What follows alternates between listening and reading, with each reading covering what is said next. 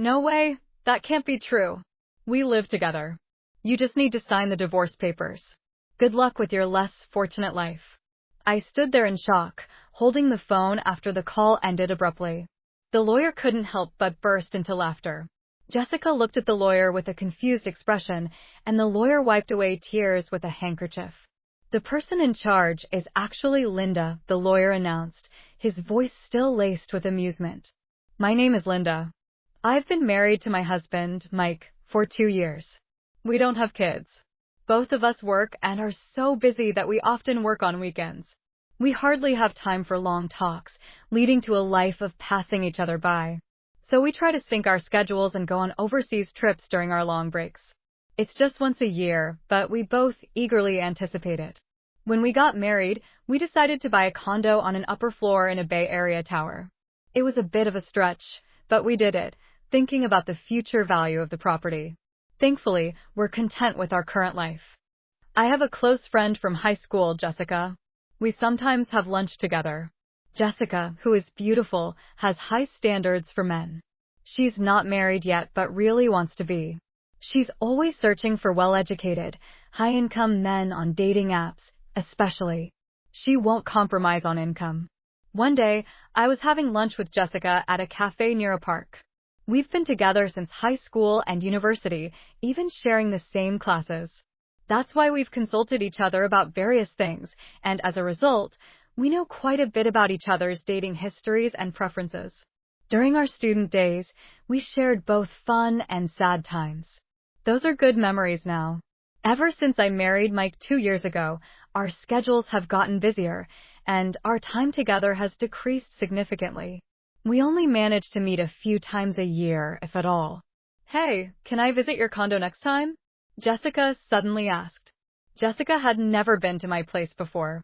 On the weekend, she came over, and even through the intercom, I could sense her amazement at the entrance. Jessica kept saying, "This is amazing." The moment I opened the front door, she looked impressed. Wow, this place is like a mansion, and that elevator ride up was so long. I chose a spacious upper floor condo as a once-in-a-lifetime purchase. It's even more spacious than a house, without compromising on anything. It's beautiful, truly incredible, Jessica said, looking around, turning her head in every direction. Great location, and an upper floor in a high-rise like this must have cost a fortune, she asked with a sly smile. Yeah, it's what you'd call a $1 million condominium. It has great security, too. Look here, I began to explain, but Jessica cut me off, reacting only to the term, $1 million condominium. Right, it must be over $1 million. Your husband must be making a lot, she said, her eyes wide with astonishment. That was so like Jessica, always having high standards for men, especially regarding their income. Mike's salary is quite high for his age, I guess, I said faintly. I felt it was tacky to be too explicit. She had a look that seemed to have some ulterior motive. Jessica, can I use the bathroom? She asked, leaving the living room. I told her where the bathroom was and then started preparing tea in the kitchen. Concerned about Jessica, who was taking a while to return, I was about to head to the bathroom when she came back, just replying to an email. Jessica doesn't usually make excuses like that. I felt a slight sense of unease. While enjoying the cookies Jessica brought as a gift and having tea, she asked, "Can I stay until evening?" She apparently wanted to greet Mike. Indeed, it had been since our wedding that Jessica last saw Mike. It's not unnatural for her to want to see him. I decided to check with Mike just in case. Mike happily agreed. I might finish work early, he replied in an email. I told Jessica it was okay, and then I started preparing dinner. Jessica was fiddling with her smartphone, but then stood up and headed to the bathroom again. I didn't notice while cooking, but Jessica seemed to be gone for quite a while. When she came back, she was wearing a familiar necklace. I recognized it. It was my necklace. As I gazed at the necklace, Jessica flashed an embarrassed smile. How do I look? Does it suit me? She posed like a model. Seeing my stunned expression, Jessica burst into laughter. Oh, come on, I'm just kidding. I found it and thought it was cute. It must have been super expensive, right? A premium piece for sure. Jessica rambled like a child trying to excuse a misdeed. That's a gift for Mike. Wow, he must be really wealthy to afford something like this, Jessica sighed. But more importantly, that necklace was stored in the closet in the bedroom. Jessica must have pretended to go to the bathroom and instead went to the bedroom, peeking into the closet. That's what it seemed like. I couldn't believe her actions. However, I didn't want to come off as petty, so I simply emphasized that it was a precious item. Taking advantage of my lack of reprimand, Jessica made an outrageous request. Can I borrow this necklace for a while? I was speechless and fell silent. I've had a date with a doctor I met on a dating app. I want to wear it for that, she pleaded, joining her hands together as if praying. Reluctantly, I decided to lend it to her. All right, but take good care of it. Like I said earlier, it's a gift from Mike. As soon as Jessica knew she could borrow it, she smiled and began caressing the necklace. Of course, I understand, she said, seeming to pay no mind to my words. When I finished the meal prep, I pretended to go to the bathroom to check the bedroom. Sure enough, the closet in the bedroom and the chest beside the bed weren't fully closed. Jessica must have opened every drawer and door she could find. There were fingerprints on the jewelry, watches, and precious metals. Jessica might have touched things, but probably didn't intend to borrow them. The shoes seemed to have been forced on, and the heels were misshapen. This was clearly going too far. I returned to the living room and confronted Jessica. You touched various things in the bedroom, didn't you? The shoes were misshapen, and there were fingerprints on the watch. Instead of showing remorse, Jessica puffed out her cheeks a bit. Please don't do that again, she said, returning to her normal expression and apologizing. Sorry. I didn't want to dwell on this and risk straining our friendship, so I decided to just lightly laugh it off. That's when Mike came home, holding a box of cake. Mike and Jessica saw each other for the first time since our wedding. It was awkward at first, but they gradually warmed up to each other, making for a lively dinner. By the time we ate the cake Mike brought, they were chatting like good friends. While I was clearing the dishes and washing up, they were laughing together. Really, my boss is terrible, right? I envy Mike's subordinates, Mike was grinning, his eyes crinkling with laughter. That's not true, Jessica replied with a laugh. I was a bit bothered by Jessica casually touching Mike, but at the time, I thought it was better than them being distant. After all, Mike wasn't the type of man Jessica usually goes out with. About a month after Jessica's visit, Mike's behavior started to change. He spent more time on his smartphone, which he usually didn't do much. He often seemed distracted when I talked to him and asked me to repeat myself. He always carried the phone with him, even taking it to the bathroom. It was an obvious change. It seemed I had become a cheated-on wife. I thought about checking Mike's phone once, but I was reluctant to even touch it. Conversations between Mike and me at home became increasingly rare. Mike started working on weekends much more. He was hardly ever at home on weekends. Originally, we barely saw each other on weekdays, but now, not seeing each other on weekends too, it's like we're living separately within the same house. Moreover, we started sleeping in separate bedrooms under the pretext of his tiredness. I was vaguely thinking about divorce or separation when I found divorce papers on the living room table. Upon closer inspection, Mike had already signed the divorce papers. Though I had suspected it, actually seeing it still shook me. With trembling hands, I called Mike. I just got home and saw it on the table. What does this mean? Exactly what it looks like. I want a divorce. I pressed Mike for a proper reason. I've fallen in love with someone else. It's not an affair. I'm serious, Mike said. It was obviously nothing but cheating. Then I heard a familiar female voice on the phone. It was Jessica. Well, it was what I had expected. I'm dating Mike. I even want to marry him. Though I had suspected it, hearing it confirmed made my heart race and brought on a cold sweat. I fell for Mike the moment I saw him at your house. We exchanged contact details and started messaging. One thing led to another, and here we are. Jessica's way of talking had become crude. Maybe this was her true nature. Mike says there's nothing left to talk about. Can you just sign the divorce papers and send them off? I want to talk things over, so please tell Mike to come home, I said. No way. We're living together now. You just need to sign the divorce papers. Good luck with your life. Standing dumbfounded with the abruptly ended phone call in hand, I couldn't move for a while after that. Sleepless nights continued for me. Mike didn't come home. I couldn't bring myself to touch the divorce papers lying on the living room table.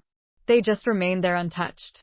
Furthermore, Jessica kept sending me multiple photos of her and Mike together, flaunting their relationship. It must be an intimate relationship, but what kind of harassment is this? My mental health deteriorated, and my complexion worsened. Sometimes I become vacant, even during the day. Concerned people around me strongly suggested I go to the hospital, and I ended up being somewhat forcibly taken for treatment. Taking medication, I managed to regain some peace, and I started to be able to sleep. I could somehow go to work, but then an unbelievable incident happened. When I returned from the hospital, something felt off inside the room. Going to the bedroom and opening the closet, I found that bags and jewelry were missing. The count of jewelry and watches in the chest was off too. There was only one person who could do this. Why would she do something like this? What have I ever done to her? My insomnia relapsed and sleepless nights continued, leaving me stumbling through my days. During counseling at the hospital, when I mentioned the theft at home, I was strongly advised to consult a lawyer. I promptly contacted the company's lawyer and set up an appointment. The lawyer asked me first, "What would you like to do?" "I'll get a divorce. I want those two to face proper consequences," I answered immediately, surprising even myself. Just a little while ago, I was wondering what to do. I couldn't believe how easily those words came out of my mouth. Perhaps I really wanted to punish them after being tormented so one-sidedly. It was just about getting back at them now. A week later, I received a message from Jessica. I had sent her a certified letter. "Hey, what are you thinking? Sending a certified letter to my workplace?" Jessica sounded pretty angry, her voice filled with rage. "You must have expected at least this much anyway. I'm leaving everything to my lawyer now." I hung up the phone. Jessica called several times after that, but I ignored all of them. Then Mike called. I had sent a certified letter to his parents' house. Apparently, his affair being exposed at home caused a huge uproar. I wanted to burst out laughing at his self-inflicted predicament, but I managed to restrain myself, feeling that leaving it all to the lawyer wouldn't be enough to calm my feelings. I decided to confront them both. I would denounce them thoroughly on the spot. The lawyer arranged the date and time, and we decided to have the discussion at the law office a few days later. The two reluctantly showed up at the law office.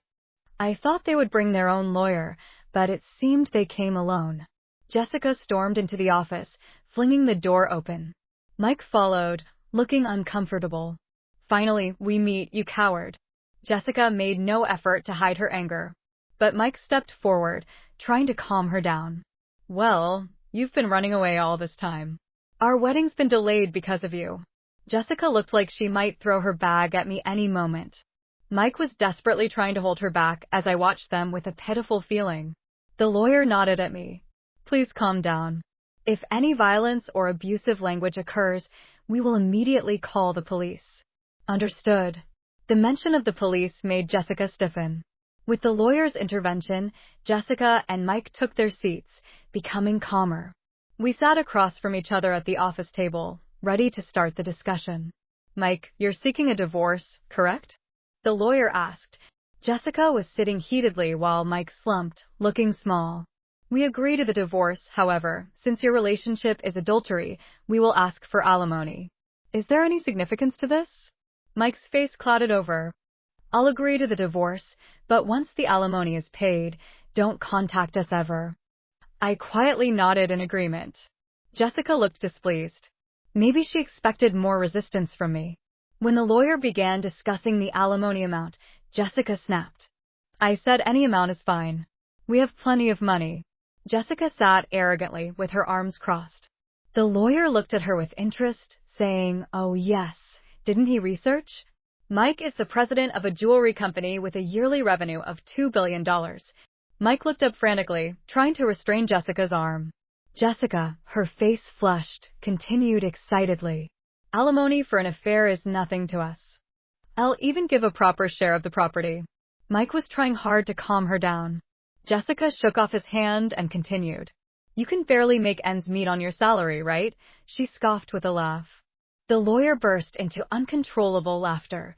Jessica looked at him with a puzzled expression. The lawyer wiped tears with a handkerchief.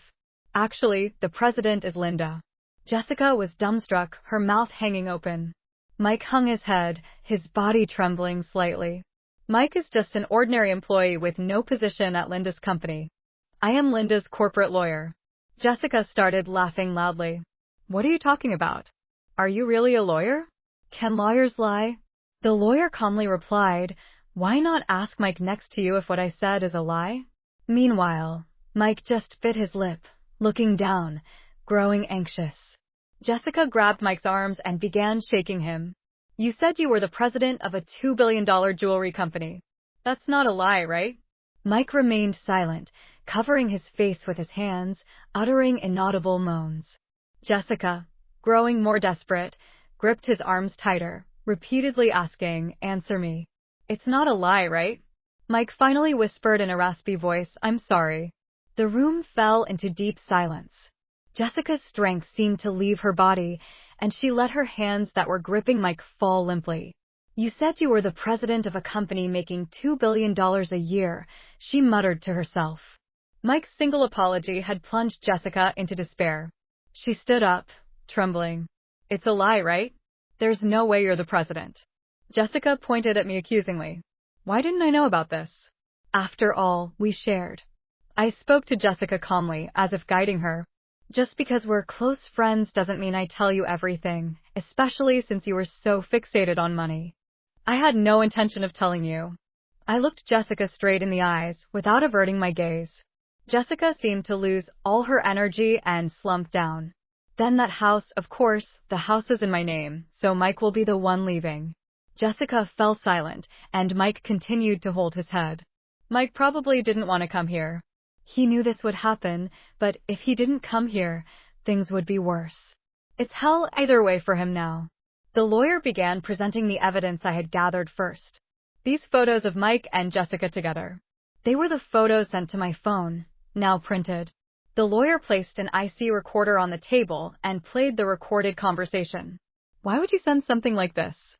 I just wanted to share our happiness with you. Jessica's voice filled the room, while Mike seemed to be holding back tears. Hey, still clinging to the past? I want a divorce. I know what you're clinging to. It's Mike's income. He's the president of a $2 billion jewelry company, right? You hit on him because you thought I might take it. Jessica, perhaps embarrassed, covered her face with her hands. Hurry up and divorce and leave that condo. It'll be mine soon. Too bad Mike didn't come back to you. I'll give you as much alimony as you want. Poor thing, your aim was the money, not Mike. I'm speechless at how you've been deceived, Mike. Mike looked down, tears spilling onto his pants. Mike and Jessica fell silent. Do you think this is over? The lawyer asked. What else is there? Jessica, you broke into the house when Linda wasn't there and stole several items, didn't you? I felt relieved at the lawyer's calm demeanor. Mike looked shocked, apparently unaware of this. Hey, what's this about stealing? Jessica bit her lower lip, her hands shaking. No, not me. I don't know anything. The lawyer placed a tablet on the table and played a video. It showed Jessica sneaking into the bedroom, taking bags and jewelry, and stuffing them into her bag. Jessica stared wide-eyed at the footage. What is this? Why are you recording me? Isn't this illegal surveillance? Mike covered his face with his hands. Inside our house, we always had security cameras. Why didn't you tell me that earlier? Who would think you'd break in to steal? I felt a headache coming on from their foolish exchange. And you used my key without permission. I wanted those things. It's your fault for not buying them for me. The two began arguing, ignoring us. The lawyer and I could only look on in disbelief. Please save your arguments for later. Regarding this theft, we will be filing a police report. Jessica seemed to panic at the mention of the police. The police? That's a bit much, isn't it? I just borrowed something from a friend. I never gave you permission to borrow anything, I spoke to her calmly. Besides, you're not a friend or anything. You were just a classmate. That's why I'm filing a police report. Jessica seemed to realize she was defeated, and her attitude became sullen. Don't say that. I'll pay for it. I'll compensate, just please don't call the police. Jessica started to kneel and apologize. I looked down at her and said coldly, "You're going to compensate? The value of what you stole is more than your annual income. Are you sure about that?" Jessica was speechless. "And there's also the matter of the alimony." Jessica turned to Mike, pleading in a tearful voice, "You'll pay, right? Even if you're not the president, you still earn well, right?" Mike was silent, looking down. "He can't pay. He's about to be fired," the lawyer said. Mike looked up in surprise. "That's correct. Since leaving the house, Mike has not shown up for work. Plus, with this commotion, there have been complaints from his boss." Mike looked like he might collapse on the floor. "But there's still the property division, right? I'll pay with that." "That's not possible. Linda and Mike have a prenuptial agreement regarding property." "You didn't hear anything from Mike, did you? He never told you the inconvenient truths." I looked at Mike with disdain. The lawyer placed the contract on the table. "The agreement states that if the marriage lasts less than 3 years, neither party can claim the other's property. You're currently in the 2nd year of marriage." Jessica tried to grab the document as if to tear it up. "You should hand that document carefully. It's a notarized deed, and you could be held legally accountable for damaging it." At the mention of crime, Jessica stopped. She began to half-heartedly plead with Mike. "Mike, you have savings, right? Use that to pay." Mike looked at Jessica with resentful eyes. "What money? You always wanted sushi, steak, this, that. There's no way I have any savings left." "It appears that way, and it seems he has debts from unsavory sources." Jessica's shoulders slumped. It's a pitiful sight. The glamorous appearance that used to make men turn their heads is nowhere to be seen. But this is the result of the seeds she herself sowed. The two sat, looking haggard and lost, muttering, "This wasn't supposed to happen, and what will I do now?" I decided to leave the rest to the lawyer and stood up to leave. "Jessica, money isn't something you steal from others. It's something you earn through effort." After that, the divorce went through smoothly. I sent all of Mike's belongings back to his parents. His parents kept apologizing to me and even sent a letter of apology. Jessica was interrogated by the police for illegal entry and theft. My police report led to an investigation, and Jessica was arrested after admitting her guilt. Half of the stolen items have been sold, but I got the rest back. Despite the maliciousness of her actions, her show of remorse and intent to compensate suggested she might receive a suspended sentence. However, Jessica had other crimes. It was revealed that she had been stealing from men she met on a dating app. This meant she would likely face a prison sentence. No wonder she reacted so strongly to the mention of the police in court. Mike couldn't live in Jessica's apartment and moved to an old apartment on the outskirts of town.